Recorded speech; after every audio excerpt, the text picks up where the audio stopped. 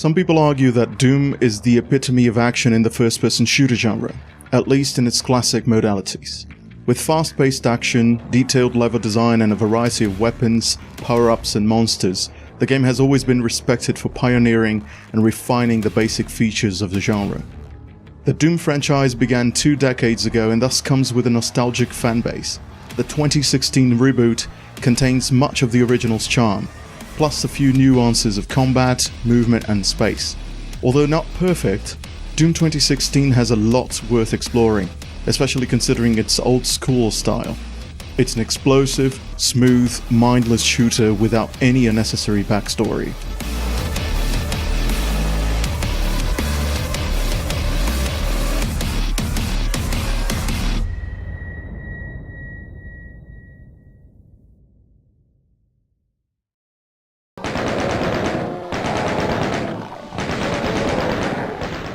Demons. Good old demons.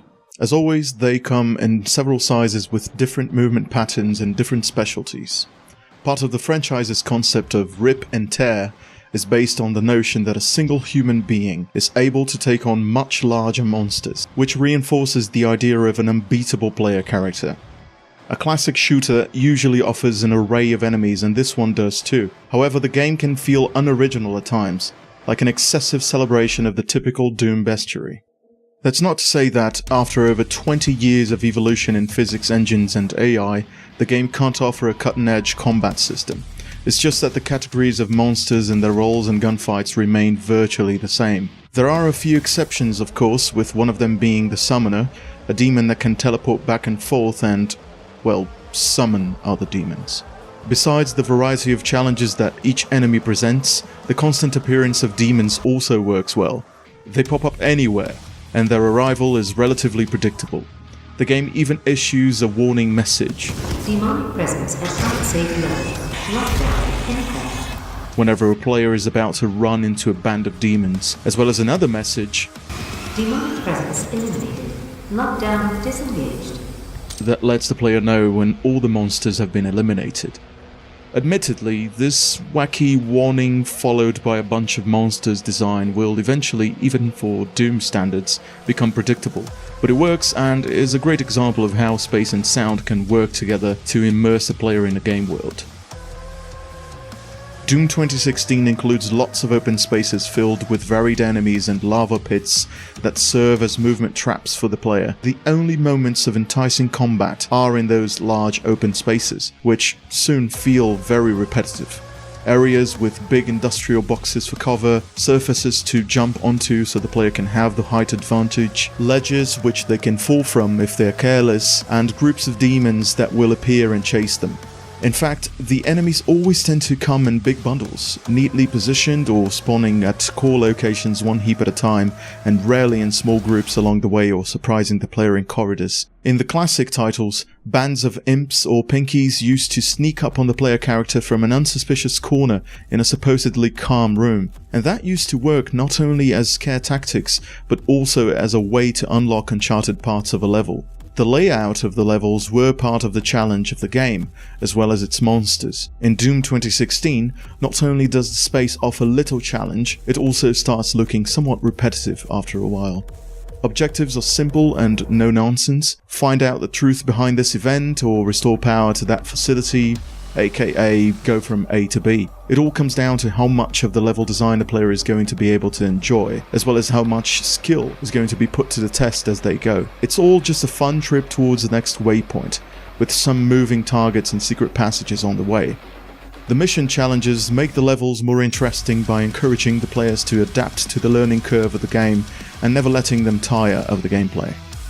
One thing that the developers decided to keep was the need for constant movement and combat. Whenever the player is standing still, they are missing action, and whenever they wander about, they are wasting time. Just like its predecessors, Doom 2016 is relentlessly linear. Its spaces are streamlined no matter how much freedom the player has to climb on platforms and explore strange places, and no matter how many collectibles and challenges they can find in the game's levels. Space and rhythm work together to delineate its simple narrative, and since there is no substantial gain from choosing alternate paths, there is no need to stop moving. Glory kills reinforce that idea. Stopping means becoming an easy target for swift and extremely accurate imps, for airborne cacodemons, or for the relentless and extremely strong Barons of Hell. Hurting them enough will make them blink for a moment, meaning that they are vulnerable to a final strike, which gives the player the health replenishment necessary to keep fighting.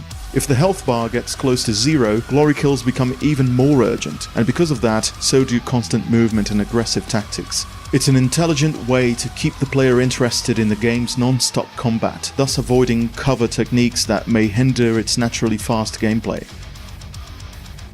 Sometimes, Doom 2016 effectively plays like a platformer. All those ledges to grab onto and lava pits to avoid make the player's focus shift between combat and movement, and turn out to be great mechanisms of level exploration that probably helped the developers come up with deeper ideas for secret areas. However, the challenging ones are few and far between. The whole game design seems to be projected as if to tell the player to never stop killing, so moments of exploration after combat can be too quiet, breaking the rhythm of gameplay. The tremendous amount of gory content matches the attitude of the game's protagonist, the man with no name who has been a common figure in the series since the beginning, the Doom Slayer, Doom Guy, Doom Marine, etc. Mick Gordon, the composer in Doom 2016, in an interview with Noclip, said that you're the enemy of the demons in the game. And that is true. The game depicts a Doomslayer as a harbinger of chaos, a bane of whatever plans the UAC had. His impulsive aggressiveness represents a player-character tension that is often overlooked, but it also serves to lighten the effects of excessive linearity. If this is a game about destruction, and if a protagonist is portrayed as somebody who destroys everything in his path, why wouldn't the player want to do that? It eliminates the issue of bland characters with no clear presence in story worlds that is so common in linear shooters. Some waypoints trigger cinematic sequences that show how little the Doomslayer cares about planned measures to solve the issues that arise. He just smashes everything.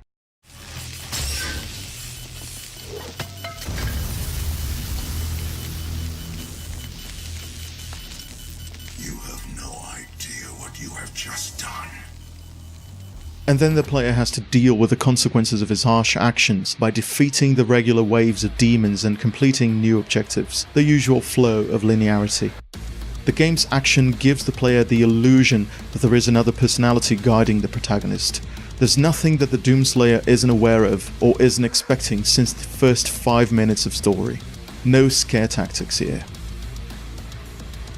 In essence, Doom 2016 is a game that embodies the exaggeration of violence with its quick action and boisterous gunplay. The music is powerful, remarkable in its synchrony with level progression, and industrial in its sound. Not the raw, thrash metal atmosphere of the original Doom and Doom 2, but a hellish, gent-orientated soundtrack, perfect for the hectic rhythm of gameplay. The monsters return, the weapons return. Almost everything that has made the name Doom relevant over the years is back.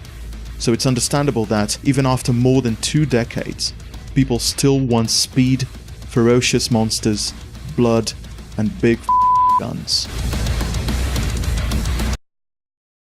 Remember, the Blind Council is always watching.